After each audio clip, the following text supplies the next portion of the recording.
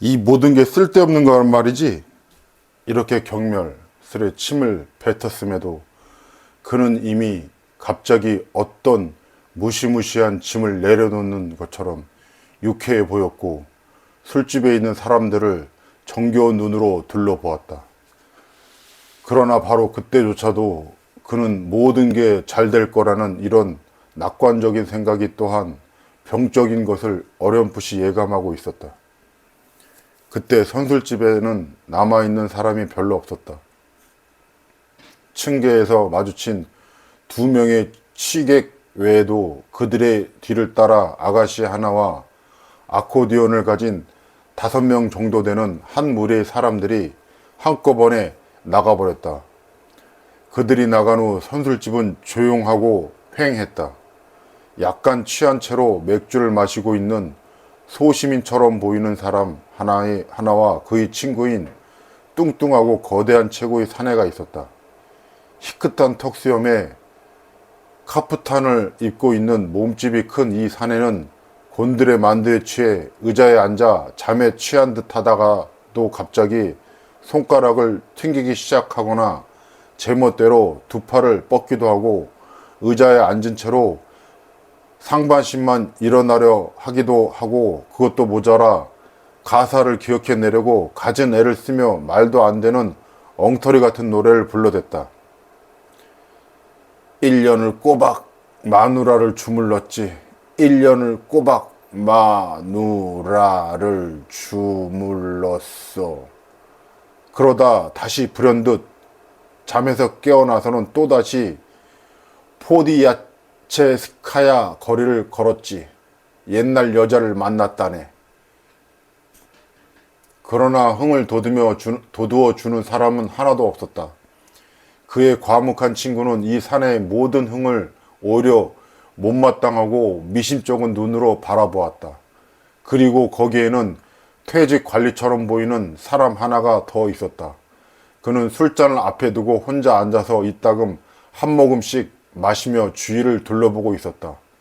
그도 역시 약간 흥분한 상태인 듯 했다. 2장 라스콜리노코프는 사람이 많은 곳에 익숙지 않았고 이미 말했듯 특히 최근에는 그 어떤 모임이나 만남도 죄다 피했다. 그러나 지금 무엇 때문에 갑자기 뜬금없이 사람이 그리워졌다. 그의 내부에 뭔가 새로운 것이 생겨난 듯 했고 그와 함께 사람에 대한 갈망 같은 것이 느껴졌다. 그는 한 달 내내 시달려온 자신의 긴장된 우수와 음울한 흥분에 너무 지쳐 단 1분이라도 좋으니 다른 세계에서 숨을 쉬고 싶었다. 해서 이 선술집이 끔찍하게 더러운데도 지금은 아주 기꺼운 마음으로 남아있는 것이다. 술집 주인은 다른 방에 있었지만 어딘가에 있는 계단을 통해 내려와 자주 메인 홀로 들어왔는데 그때마다 붉은색 안감을 바깥쪽으로 크게 접고 반질반질 잘 칠하고 닦은 잔뜩 멋부린 신발이 맨 먼저 보였다. 그는 방코트에 아주 눈뜨고 못 볼 정도로 끔찍하게 떼국물이 잘잘 흐르는 공단으로 된 검정 조끼를 입었고 넥타이는 매지 않았으며 얼굴은 온통 기름으로 떡칠이 된 쇠 자물쇠처럼 번들거렸다. 카운터 뒤에는 14살 정도 된 소년이 서 있었고 그보다 더 어린 사내 아이 하나가 손님들이 주문한 것을 나르고 있었다. 썰어놓은 오이 조각, 흑, 건빵, 토막낸 생선 조각 등이 진열되어 있었는데 하나같이 심한 악취를 풍기고 있었다. 선술집 안은 가만히 앉아있지도 못할 정도로 숨막히게 후덥지근했고 그 안에 공기만 마셔도 5분이면 취할 것처럼 모든 것이 술냄새에 절어 있었다. 일면식이 없는데도 말 한마디 하기도 전에 갑작스럽고 돌연히 첫눈에 흥미를 불러일으키는 그런 만남이 덜어 있는 법이다. 약간 떨어져 앉아있는 퇴직 관리로 보이는 손님이 라스콜니코프에게 바로 이런 인상을 불러일으켰다. 나중에 청년은 이때 받은 첫인상을 여러 번 떠올리며 그것은 일종의 예감이라고 여겼을 정도다. 그는 계속해서 관리를 쳐다보았는데 그것은 물론 관리 쪽에서도 마치 그와의 대화를 너무도 간절히 원하는 기색을 역력히 드러내며 아주 집요하게 그를 바라보고 있었기 때문이다. 관리는 주인장을 포함해 선술집에 있는 다른 사람들은 모두 관성적이다 못해 아주 따분해 죽겠다는 눈으로 바라보았는데 그들은 신분도 교양도 너무 낮아서 자기가 말을 섞기에는 급이 맞지 않는다는 듯이 거만하고 무시하는 태도를 취하고 있었다. 이 사람은 이미 50줄이 훌쩍 넘었고 보통 키에 몸집이 다부지고 머리는 아주 많이 벗겨졌고 얼마 안 남은 머리카락은 희끗하고 오랜 기간 줄창 마셔댄 탓에 푸석푸석하고 퉁퉁 부은 얼굴은 누리끼리 하다 못해 푸르댕댕한 색깔을 띠고 있었고 통통 부은 눈꺼풀 밑에서는 충혈되어 불그스름한 두 눈이 단추구멍만하게 아주 작지만 빠릿빠릿하게 생기를 띠며 번쩍이고 있었다. 하지만 그 두뇌는 뭔가 몹시 이상한 것이 깃들여 있었다. 한때 분별도 이성도 있었을 것 같은 그의 시선 속에는 마치 어떤 희열 같은 것이 빛을 발하고 있는 듯 했지만 다름없는 검정색의 낡은 연미복을 입고 있었다. 그와 함께 일종의 광기 같은 것이 번쩍이기도 했다. 그는 단추도 거의 다 떨어져 나간 누더기나 다름없는 검정색의 낡은 연미복을 입고 있었다. 달랑 하나 간신히 붙어있는 단추는 그래도 어떻게든 예의를 지켜보려는 듯이 꼭 채워져 있었다.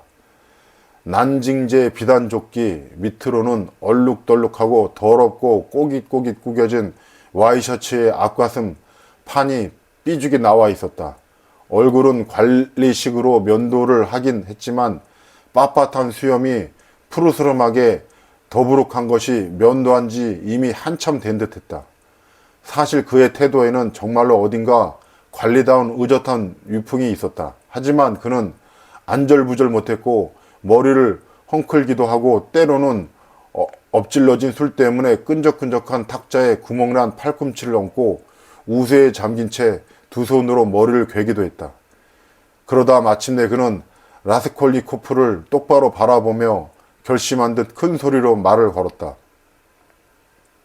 죄송합니다만 선생님, 우리 점잖은 대화를 좀 나누어 보면 어떠시겠습니까? 선생은 여기에 자연스럽게 앉아 계시기는 하지만 내 경험으로 보아 교양도 있고 술에 그리 익숙한 분도 아닌 것 같은데요. 저 자신으로 말할 것 같으면 진실한 감정과 결합된 교양을 늘 존경해온 사람으로 구둔관입니다. 마르멜라 도프입니다. 성이 그렇다는 거고 관등은 구둔관입니다. 실례지만 어딘가에서 근무를 하고 계십니까? 아닙니다. 아직 공부하고 있습니다. 청년은 심하게 수사가 많고 화려한 말투에 이토록이나 저돌적이고 집요하게 말을 거는 것에 적이 놀라며 대답했다. 비록 방금 전에 사람들과 어울리고 싶다는 열망을 순식간으로 느꼈음에도 실제로 상대가 말을 걸어오자마자 바로 첫 마디에 다른 모든 타인에 대해 늘 느끼던 불쾌하고 짜증스러운 감정이 그의 안에서 돌연 살아남음을 느꼈다. 그것은 자신의 개인적인 부분을 건드리거나 또는 건드리려 하는 모든 사람에 대해 늘 느끼게 되는 감정이었다. 그런 대학생이란 말씀이구만. 아니면 전에 대학생이었거나. 관리가 소리쳤다. 그럴 줄 알았지. 오랜 경험으로 척 보면 척이지요. 선생, 자기 이마에다 손을 갖다 대며 그가 우쭐해했다. 대학생이거나 아니면 학자의 길을 걸어왔거나 잠깐 실례하겠습니다. 그는 자리에서 일어나 비틀거리며 자신의 술잔과 술병을 들고 청년의 테이블로 와서 약간 비스듬히 마주 앉았다. 그는 얼큰이 취한 상태였지만 말은 청산유수였다. 아주 가끔 샛길로 빠지기도 하고 질질 끌기도 했지만 대체로 왕성한 달변이었다.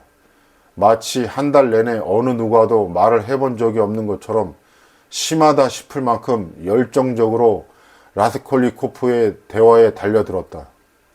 선생 하고 마르멜라도프는 매우 엄숙한 태도로 말을 시작했다. 가난은 죄가 아니다. 이건 사실입니다. 그리고 술에 절여 사는 것이 선이 아니라는 것도 역시 사실입니다. 내가 그런 걸 모르는 건 아니지만 선생, 극빈, 다시 말해 찢어지게 가난한 건 죄악이란 말씀입니다. 그럭저럭 가난한 정도에서는 타고난 고결한 성품을 유지할 수 있지만 아주 찢어지게 가난하다 보면 어느 누구도 결코 그런 고결한 성품을 유지할 수가 없다 이 말씀입니다. 찢어지게 가난한 사람들은 인간 사회에서 몽둥이로 쫓겨날 정도가 아니라 빗자루로 싹싹 쓸어내어진 셈이 되는 겁니다. 정말이지 모욕적입니다. 하지만 찢어지게 가난한 신세가 되고 보면 그것도 당연하게 여기게 됩니다. 왜냐하면 극빈자들은 자기가 먼저 나서서 자신을 모욕할 만반의 준비를 갖추고 있으니까요. 그래서 선술집으로 직행이란 말씀. 선생, 한 달 전에 집사람이 레베자트니코프 씨에게 두들겨 맞았답니다. 집사람은 나 같은 이런 인간도 아닌데 말입니다. 아시겠습니까요? 실례지만 그냥 궁금해서 그러는데 한 가지만 여쭙겠습니다. 혹시 네바강의 건초용 범선에서 잠을 자본 적이 있습니까? 아니요, 그런 적 없습니다. 라스콜리코프가 대답했다. 그래서 그게 어쨌다는 거지요? 그게 말씀입니다요. 제가 지금 거기서 오는 길이거든요. 벌써 닷새 밤이나 말입죠. 그는 술잔 한가득 술을 부어 단숨에 다 들이키고는 잠시 생각에 잠겼다. 그러고 보니 정말로 그의 옷뿐만 아니라 머리카락에도 드문드문 건초 줄기가 붙어 있는 것이 눈에 보였다. 닷새 동안 옷도 안 갈아입고 씻지도 않은 게 분명했다. 특히 손이 더러웠는데 기름기가 번질번질했고 불구죽죽했으며 손톱 밑에는 때가 새까맣게 끼어 있었다. 그의 말은 그다지 대단한 주목은 아니지만 그래도 모든 사람의 주목을 끌긴 했다. 계산대에 대해서 소년들이 낄낄거리며 웃기 시작했다.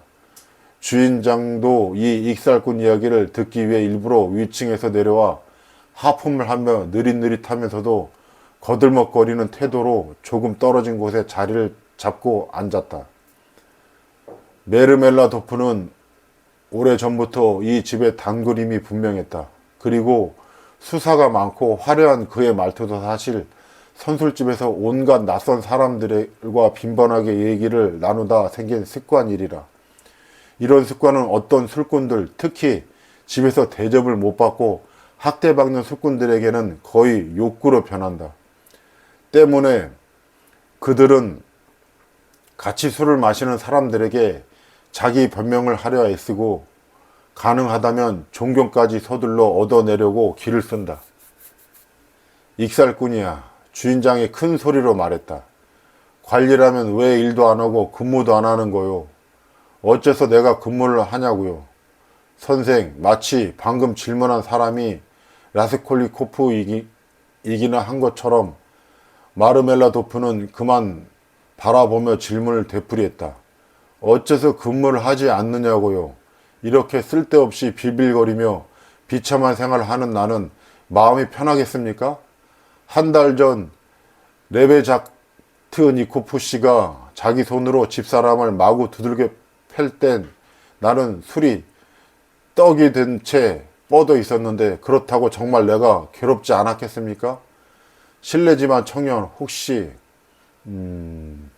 그러니까 돈을 빌릴 가망이 하나도 없는데도 남에게 돈을 꾸려 해본 적이 있습니까? 있습니다만 빌릴 가망이 하나도 없다는 말씀은 그러니까 가망이 하나도 없다는 것은 그래봤자 그 사람한테서 땡전 한 푼 나올 리 없다는 것을 진작부터 알고 있다는 소리입니다. 예를 들어 말입니다. 그 사람 이 건전한 생각을 가진 훌륭하기 그지없는 시민이 당신에게 돈을 빌려줄 리가 전혀 없다는 사실을 당신이 미리부터 아주 확실하게 알고 있다고 칩시다. 사실 그 사람이 대체 뭐 때문에 돈을 빌려주겠습니까? 내가 갚지 못하리라는 것을 뻔히 알고 있는데도 동정심에서, 하지만 새로운 사상을 쫓는 사람으로서 레베자트 니코프 씨는 우리 시대의 동정심이라는 것은 학문도 금지하고 있으며 정치 경제학이 발달한 영국에서는 이미 그렇게 시행되고 있다고 하더군요. 그런 사람이 대체 왜 돈을 주겠습니까? 그런데 그가 돈을 빌려주지 않을 거라는 것을 진즉이 알면서도 그런데도 당신은 어정어정 가는 겁니다. 그렇다면 대체 왜 가는 거지요? 라스콜리코프가 덧붙였다. 하지만 만약 어느 누구한테도 또 아무데도 찾아갈 곳이 없다면 어느 누구한테도 한 군데만이라도 찾아갈 곳이 있어야 하지 않겠습니까? 왜냐하면 사람이란 반드시 어디로건 가야만 할 경우가 있으니까요. 내 하나뿐인 피부치 딸애가 처음으로 황색 감차를 가지고 거리로 나갔을 때 나도 그때 거리로 나갔습니다. 실은 딸애는 황색 감찰로 먹고 살고 있으니까쇼. 약간 불안한 시선으로 청년을 바라보며 그가 말하는 김에 이렇게 덧붙였다. 괜찮습니다, 선생. 괜찮아요. 계산대 뒤에 있던 두 소년이 깔깔대며 웃고 주인장도 휘죽 웃자 그는 짐짓 태어남을 과장하며 황급히 이렇게 말했다. 괜찮고 말굽쇼. 저렇게 머리를 끄덕이며 다들 안다고 해서 당황할 내가 아닙니다. 왜냐하면 이미 모든 사람들이 이 모든 걸 다 알고 있고 어차피 세상에 비밀이란 없는 거니까요. 이런 것을 경멸하지 않고 겸허히 받아들이는 거지요. 뭐 상관없습니다. 그럴 테면 그러라지요. 이 사람이로구나 하는 거지요. 실례지만 청년, 당신이 할 수 있을는지 아니면 좀 더 강하고 좀 더 생생한 표현을 써서 설명해야겠군. 바로 지금 나를 보면서 혹시 감히 당신은 돼지가 아니라 사람이다라고 분명하게 말할 용기가 있습니까? 청년은 아무런 대답도 하지 않았다. 그런데 말입죠. 이 웅변가는 다시금 방 안을 가득 메운 웃음소리가 잦아들기를 기다린 후 위풍당당하게 이번에는 더욱더 품위 있게 말을 이어갔다. 좋습니다요. 나는 돼지라고 칩시다. 하지만 우리 집사람은 기부인이란 말입니다. 나는 짐승처럼 생겨 먹었지만 우리 집사람 카테리나 이바노브나는 참모 장교의 딸로 태어나 교육도 많이 받은 지체 높은 부인이란 말입니다. 나는 비열한 놈이라도 해도 좋습니다. 하지만 집사람은 고상한 마음과 교육으로 완성된 고결한 감정의 소유자란 말입니다. 하지만 이 사람이 나를 조금이라도 불쌍히 여겨준다면 선생, 사람은 누구나 자기를 불쌍히 여겨줄 곳이 한 군데만이라도 있어야 하는 것이 아니겠습니까? 그런데 카테리나 이브노브나가가 마음이 넓기는 하지만 그리 공정하지는 못합니다. 집사람이 내 머리끄덩이를 잡아당기는 것도 다 나를 불쌍하게 여겨서 그런다는 것은 나도 잘 알고 있지만 사실 일말의 민망함도 없이 거듭 말씀드리지만 집사람은 내 머리끄덩이를 자주 잡아당깁니다. 청년, 또다시 낄낄대는 소리가 들리자 그는 한층 더 위험 있는 태도를 취하며 이렇게 강조했다. 하지만 말입니다. 맙소사, 만약 집사람이 단 한 번이라도 아닙니다. 아니에요. 다 쓸데없는 짓입니다. 말해 뭐 하겠습니까? 말하고 자시고 할 것도 없지요. 왜냐하면 내가 바라던 대로 된 적이 이미 여러 번 있고 동정심을 받은 것도 이미 한두 번이 아니었지만 나란 놈은 원래 이 모양 이 꼴입니다. 날 때부터 짐승 같은 놈이란 말입니다. 그럼 100번 지당한 말씀. 주인장이 하품하며 한 소리 했다. 마르멜라 도프는 단호하게 주먹으로 테이블을 꽝 하고 내리쳤다. 나란 놈은 원래 이 모양 이 꼴입니다. 아십니까? 선생, 내가 집사람의 양말까지 술과 바꾸어 마신 놈이라는 것을 아시냐고요. 신발을 팔아 마셨다면 그럴 수도 있겠지 싶겠지만요.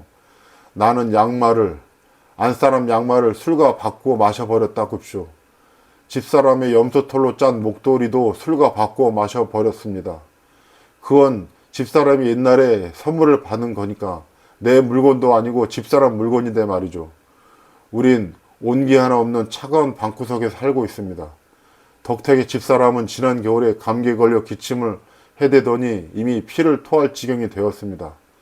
애들은 아직 어린 것들이 셋인데 카테리나 이바노브나는 새벽부터 밤까지 일을 합니다. 그 여자는 어려서부터 깨끗한데 길들여져 있기 때문에 하루 종일 쓸고 닦고 문지르고 빨래를 하고 애들을 씻기고 하면서 잠시도 가만히 있지를 못합니다.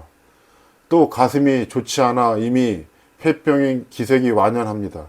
나는 그걸 다 느끼고 있습니다. 정말로 내가 아무것도 못 느끼는 줄 아십니까? 마시면 마실수록 점점 더 많이 느낀단 말입니다. 바로 그래서 내가 술을 마시는 겁니다. 이 술 속에서 고통과 공감하기 위해서 술을 마시는 겁니다. 고통을 배가하고 싶어서 마시는 겁니다.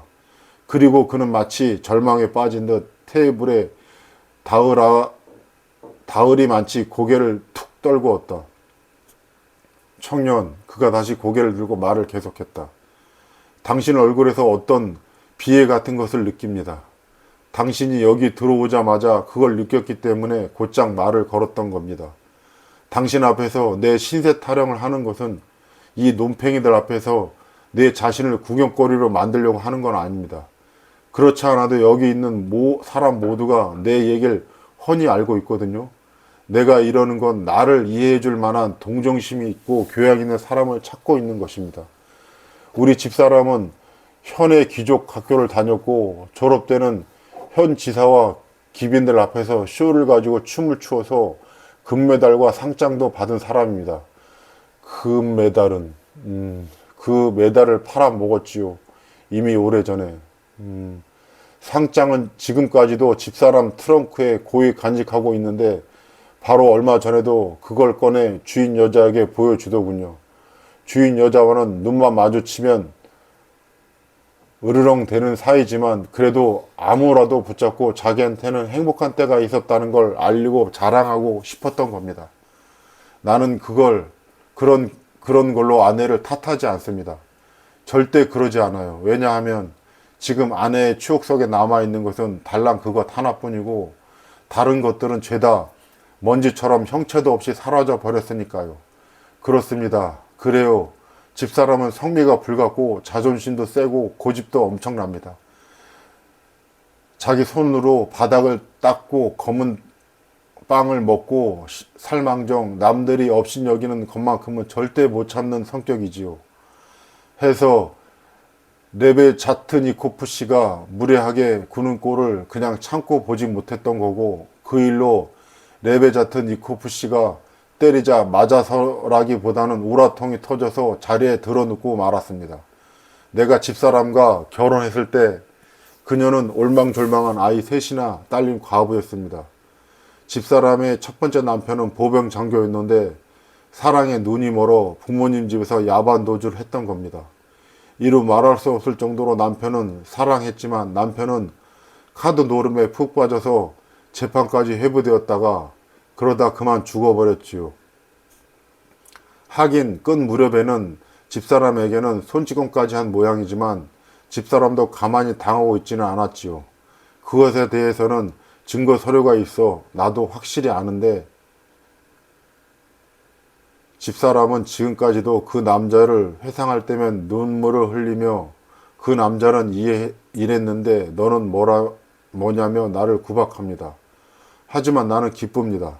정말이지 기뻐요. 왜냐하면 상상 속에서라도 언젠가 행복했던 자신의 모습을 보는 거니까요. 그리고 그가 죽고 나자 어린 아이 셋과 인신 사납고 외진 시골에 덩그러니 혼자 남겨지게 되었던 겁니다. 그때 나도 거기 있었는데 그녀가 처해 있었던 절망적인 극도의 가난이란 것은 세상에 별별 일을 다 봐온 나로서도 이루 말할 수 없을 정도였습니다. 친척들도 하나같이 모른 척했습니다. 게다가 자존심은 또 얼마나 센지 정말 어마무시한 자존심이죠. 그래서 그때 마침 나도 첫 번째 아내가 남기고 간 14살짜리 딸내미가 있는 호랍이었는데 그렇게 고통받는 것을 차마 눈뜨고 볼 수가 없어 청혼을 했습니다. 교양도 있고 교육도 받은 훌륭한 가문의 여자가 나 같은 사람의 청혼을 덥석 받아들일 정도였다면 그녀가 얼마나 비참한 상황에 있었는지 충분히 짐작할 수 있겠지요. 선생, 그 사람이 그렇게 나한테 왔습니다. 울며 불며 통곡을 하며 손을 쥐어짜며 그렇게 왔단 말입니다. 왜냐하면 아무데도 갈 곳이 없었으니까요. 아시겠습니까? 더 이상 아무데도 갈 데가 없다는 게 대체 무슨 의미인지 아시겠느냐 이 말입니다. 선생, 아니요. 당신은 아직 이런 걸 알 턱이 없습니다. 그리고 꼬박 1년 동안 나는 가장으로서의 의무를 경건하고 신성하게 수행했습니다. 그따위 것은 건드리지도 않았습니다. 손가락으로 보드컵행을 가르쳤는데 나도 감정이란 게 있는 놈이니까요. 하지만 그 정도로 집사람을 만족시킬 수는 없었습니다. 그런데다 설상가상으로 직장에서 잘리고 말았습니다. 그것도 내가 뭘 잘못해서가 아니라 구조조정을 당한 겁니다. 그때 이곳에다 손을 대고 만 겁니다. 여기저기를 떠돌며 수많은 고생을 하다가 정신을 차려보니 수많은 기념비로 장식된 화려한 이 대도시에 와 있더군요. 그게 벌써 1년 반 전입니다. 여기서 나는 일자리를 얻었습니다. 얻었다가 또 잃었지요. 아시겠습니까? 그렇지만 이번에 일자리를 잃은 것은 순전히 내 잘못이란 말입니다. 왜냐하면 본성이 드러난 겁니다. 현재 우리는 아말리아 표도로브나 리페베흐젤이라는 여주인에게 방 한 칸을 빌려 살고 있는데 어떻게 방세를 내는지 뭘로 먹고 사는지 나는 알지 못해요. 그 집에는 우리 말고도 많은 사람들이 새들어 살고 있습니다. 소돔이 따로 없습니다. 추억하기 짝이 없는 것이 그렇습니다. 그러는 동안 첫 번째 결혼식에서 얻은 내 딸이 자라 처녀가 다 되었습니다. 내 딸, 그 애가 자라면서 계모한테 어떤 구박을 받았는지에 대해서는 아예 입을 다물겠습니다. 왜냐하면 카테리나 이바노브나가 관대한 감정으로 충만한 사람이긴 하지만 성질이 불같고 쉽게 흥분하는 성격의 여자라 갑자기 폭발해버린 일이 왕왕 있거든요. 그렇습죠. 뭐 이런 것들을 새삼스레 떠올려 뭐 하겠습니까? 짐작하겠지만 내 딸 소냐는 제대로 된 교육이라고는 받은 적이 없습니다. 4년 전쯤에 그 애와 지리와 세계사 공부를 시도해 보았습니다. 나도 그다지 아는 것이 많지 않고 마땅한 참고서도 가진 게 없어서 왜냐하면 그나마 갖고 있던 책이란 책은 이제는 이미 그런 책들은 하나도 남아있질 않습니다. 그래서 그걸로 공부하는 끝나버렸습니다. 페르시아의 왕 키루스에서 중단된 것입니다. 그 후 성년이 되자 낭만적인 내용이 담긴 소설 몇 권을 읽었고 바로 얼마 전에서 중단된 것입니다. 그 후 성년이 되자 낭만적인 내용이 담긴 소설 몇 권을 읽었고 바로 얼마 전에 레베자트니코프 씨를 통해서 루이스의 생리학이란 책을 혹시 아십니까요? 아주 재미있게 읽고는 군데군데 소리내어 우리에게 읽어주기까지 했답니다. 이게 그 애가 받은 교육의 전부입니다. 선생, 이번엔 내가 당신에게 개인적인 질문 하나 해보겠습니다. 당신 생각으로는 가난하지만 정직하고 순결한 처녀가 정직하고 순수한 노동으로 대체 얼마나 벌 수 있다고 생각하십니까? 정직하고 순수하지만 아무런 특별한 재능도 없는 처녀가 손 놓지 않고 밤낮 없이 열심히 일해도 하루 15코페니카가 고작입니다. 게다가 들어보셨는지 모르겠지만 5등 문관 이반 이바노비치 클롭시토크는 네덜란드식 와이셔츠 반 다스를 만들게 해놓고서 아직도 그 삭을 주지 않을 뿐만 아니라 와이셔츠 옷깃의 치수가 맞지 않는다느니 바느질이 똑바르지 않는다느니 하며 온갖 트집을 잡아 무례한 욕설을 퍼붓고 딸을 내쫓고 말았습니다. 어린애들은 집에 굶주리고 있고 카테리나 이바노브나는 그런 병이 흔히 그렇듯 양볼에 붉은 반점이 가득 솟은 채 자기 손을 비틀어 쥐어짜며 방을 왔다 갔다 하고 있었습니다. 이 식충이 같은 것이 너는 먹고 마시고 배부르고 등 따스우니 좋기도 하겠구나 라고 하더군요.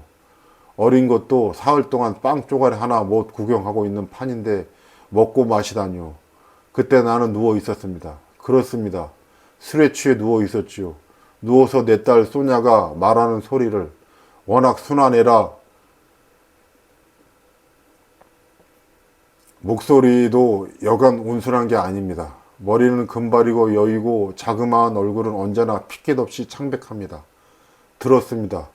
그 애가 그럼 카테리나 이바노브나가 제가 정말 그런 짓을 하러 가야 하나요? 라고 하더군요.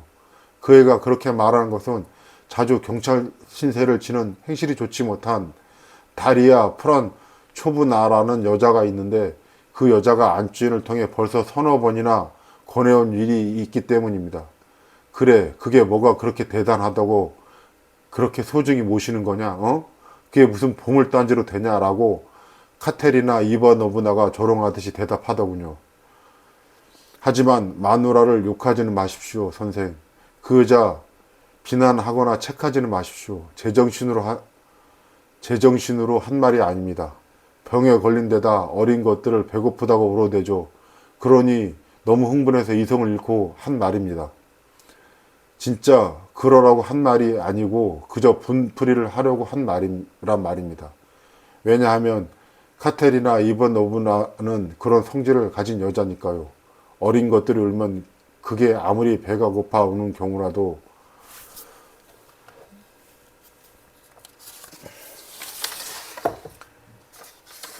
매를 들어야 직성이 풀리는 성미지요. 그러자 소냐가 일어나는 것이 보였습니다. 한 5시 경이었습니다. 외투를 입고 쇼를 걸치고는 밖으로 나가더니 8시가 넘어서야 돌아오더군요. 돌아와서는 곧장 카테리나 이바노브나에게 가서 그저 묵묵히 탁자에 1루블짜리 은화 30개를 내놓았습니다. 그러고는 말 한마디 없이, 아니 하다못해 한번 쳐다보기라도 했으면 좋았겠지만 단 하나밖에 없는 얇은 모직물로 된 커다란 녹색 숄, 이 숄은 우리 식구들이 공동으로 사용하고 있습니다. 숄을 머리와 얼굴에 푹 뒤집어 쓰고 얼굴을 벽 쪽으로 한 채 침대에 눕더군요. 그 작은 어깨와 가냘픈 몸을 부들부들 떨며 말이죠. 그런데 나는 여전히 같은 모습으로 술에 취해 누워 있었습니다요. 젊은 양반, 그러자 말입니다.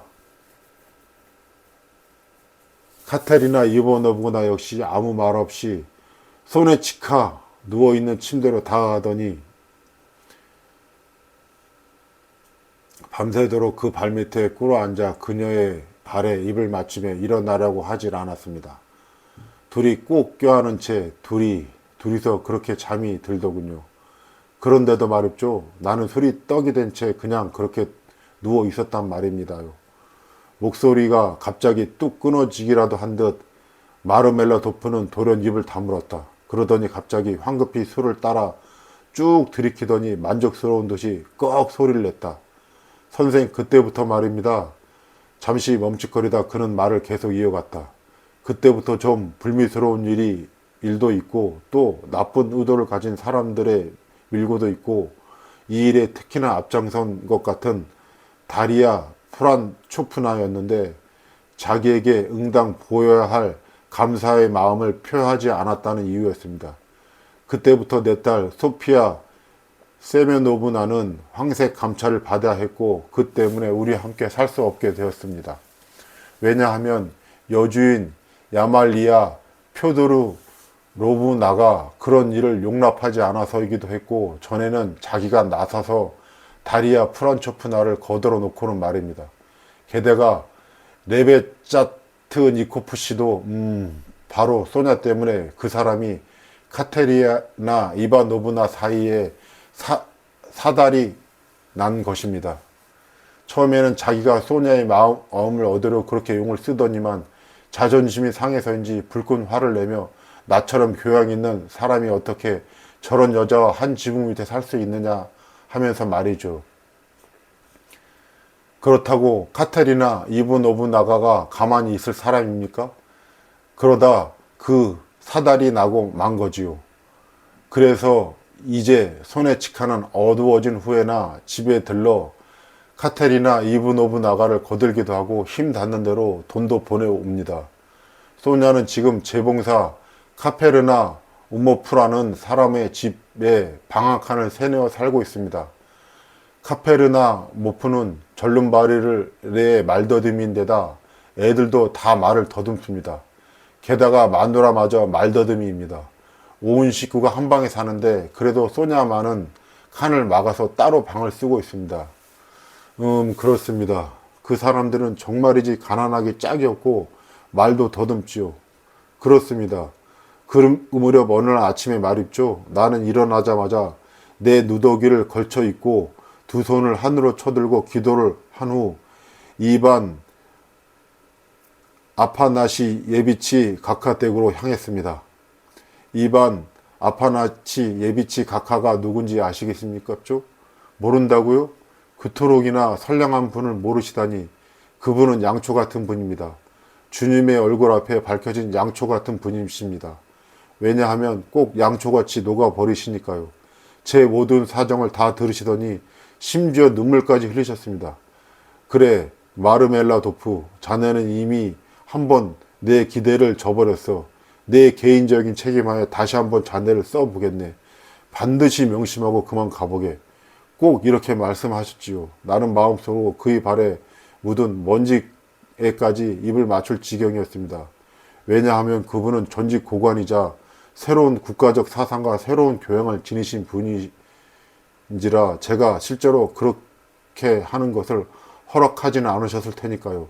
집으로 돌아가 다시 일자리를 얻었고 봉급도 받게 되었다고 말을 했더니 오 하나님, 그때 기뻐하는 모습들이라니.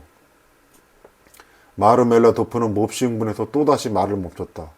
그때 거리에서 이미 거나하게 취한 술꾼들 한 무리가 들어왔고 잠시 고용된 악사의 사르만카 켜는 소리와 조그만 시골 마을이라는 노래를 부르는 7살짜리 아이의 파르르 떨리는 목소리가 입구에서 울려 퍼졌다.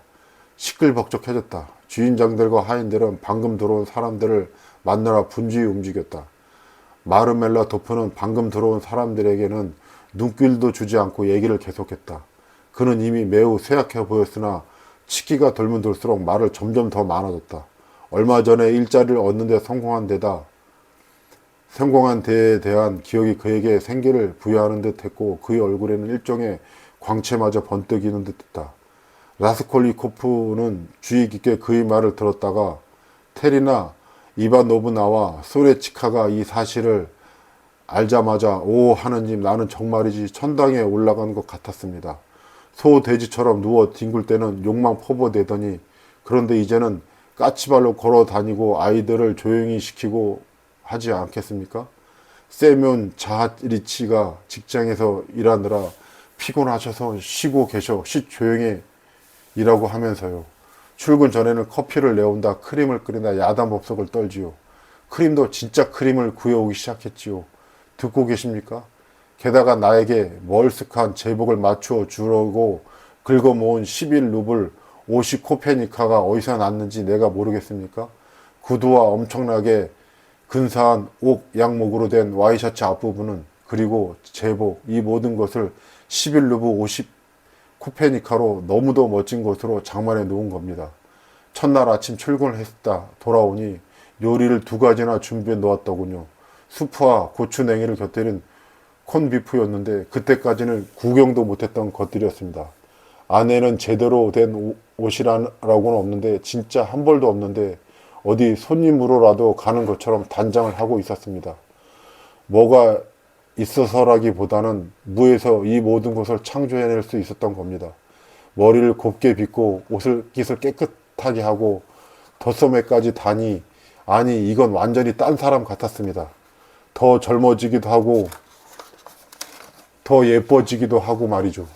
내 귀여운 딸 소네치카는 이제는 집에 자주 들르는 게 적절하지 못하니 와야 하면 다른 사람 눈에 띄지 않게 정말로 해가 진 다음에야 오겠다고 하며 돈만 보내왔더군요.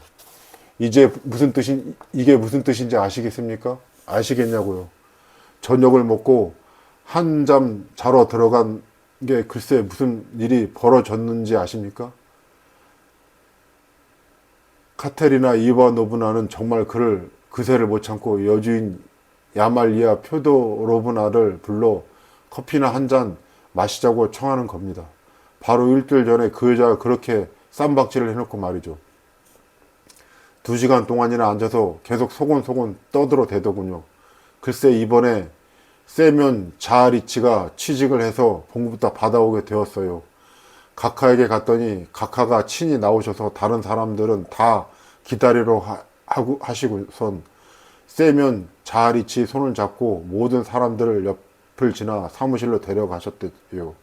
듣고 계세요? 듣고 계시냐고요. 그러고는 말씀하시기를 세면 자아리치 자네의 공로를 잘 기억하고 있네. 물론 자네에게 예의 그 경박한 약점이 있긴 하지만 자네가 이제 이렇게 약속도 하고 더욱이 자네가 없으니 일이 제대로 안 돌아갔지. 듣고 계세요? 듣고 계시냐고요. 이제는 자네의 고결한 약속만 믿겠네 라고 하셨다는 거예요. 라고 말하더군요. 물론 제가 지금 당신께 말씀드리고 있는 이 모든 것은 다 집사람이 지어낸 말입니다. 생각 없이 경박해서 그런 것도 아니고 실없는 자랑을 하려고 그런 것도 아닙니다요. 절대 그렇지 않습니다요. 집사람은 이 모든 것을 진심으로 믿고 자기가 만들어낸 상상을 위안으로 삼고 있는 겁니다. 신에게 맹세코 정말입니다요. 그러니 나는 비난하지 않습니다. 아니요, 이런 걸 어떻게 비난하시겠습니까? 엿새 전에 첫 월급 다 합해서 23불로 40코페니카를 손 하나 대지 않고 고스란히 전부 갖다 주었더니 나를 귀여운 사람이라고 부르더군요. 귀여운 사람. 당신은 어쩌면 이렇게 귀여워요 라고 하더라고요. 그것도 달랑 둘이 있을 때 말했지요. 이해하시겠어요? 대체 내가 어디가 귀여운 구석이 있단 말입니까?